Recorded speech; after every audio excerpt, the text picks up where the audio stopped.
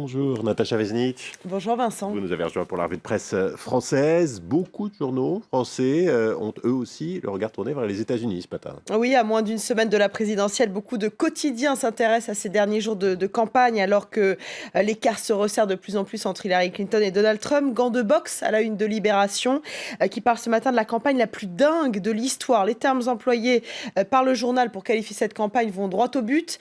Nauséabonde, violente, et cela ne va pas s'arranger, nous dit Libération, qui estime que la campagne va encore se durcir pendant cette dernière ligne droite. Cette virulence va laisser des traces à l'étranger, écrit le journal ce matin, car le monde entier a vu des dizaines de millions d'Américains adhérer avec enthousiasme à la rhétorique raciste de Donald Trump.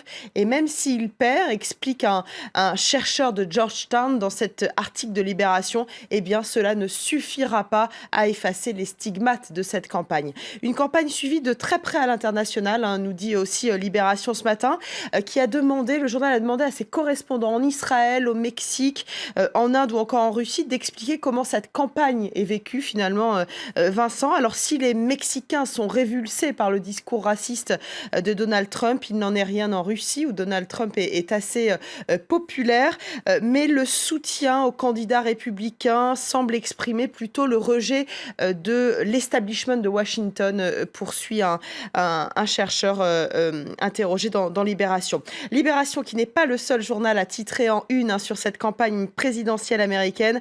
Jetez un coup d'œil à la une de 20 minutes. Le journal gratuit s'intéresse, vous le voyez, aux indécis que les candidats tentent de séduire à quelques jours donc du scrutin. La Croix, pour sa part, fait sa une sur le suspense qui continue avec l'affaire des emails. Les résultats de cette élection sont de nouveau incertains, nous dit le journal, qui propose un reportage en Arizona, un État réputé conservateur et où cette affaire des emails pourrait coûter très cher à Hillary Clinton. Voilà ce reportage en Arizona, c'est à lire dans La Croix. Et voilà pour la campagne américaine. Les journaux français reviennent également ce matin, Natacha, sur la primaire à droite en vue de la présidentielle française cette fois. Oui, en particulier sur le choix de Valérie Pécresse. La présidente de la région Île-de-France a décidé de soutenir Alain Juppé et elle le dit dans une interview accordée au Figaro qui a communiqué sur cet entretien dès hier. Selon Valérie Pécresse, Alain Juppé sera un président fort qui saura réformer et restaurer l'autorité de l'État. Pécresse retourne sa veste, c'est le titre de l'article du Parisien aujourd'hui en France. Le journal nous rappelle que Valérie Pécresse a longtemps soutenu François Hollande et pour le camp Fillon, eh bien la pilule est très amère. François Fillon, François Fillon, je sais plus. Vous venez de dire François Hollande, mais c'est un petit lapsus, mais vous avez bien fait de me rectifier. Oui, pour le camp Fillon, bien sûr, la pilule est très amère, écrit le journal qui assure que le pacte entre Pécresse et Juppé a été scellé il y a plusieurs semaines déjà.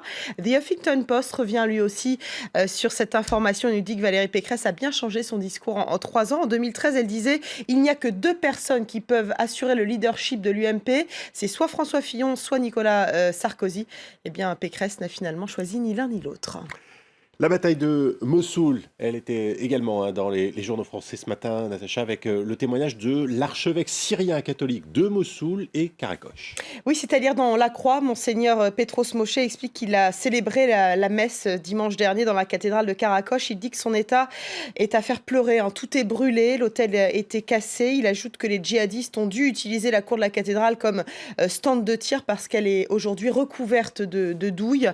Et il termine son entretien avec des questions. Il dit qu'une partie des villages de la plaine de Ninive a été libérée par les Peshmerga, une autre par le gouvernement. Alors qui aura le pouvoir? Qui gouvernera? C'est obscur, conclut-il.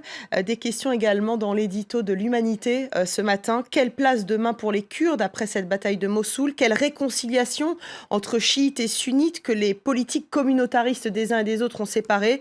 Comment refouler l'appétit de la Turquie ou limiter l'influence de l'Iran? Autant de questions auxquelles il faudra répondre, nous dit l'Humanité ce matin. La victoire sur le groupe État islamique ne suffira pas.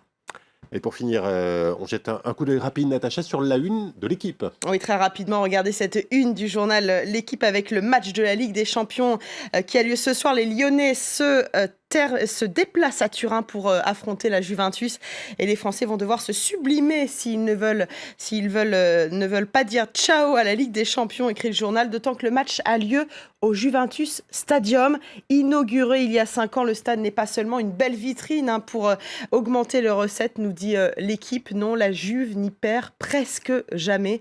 Bon courage aux Lyonnais quand même, conclut le journal sportif ce matin. Et merci Natacha. On se retrouve dans 2 heures pour la presse internationale. Pour l'heure, il est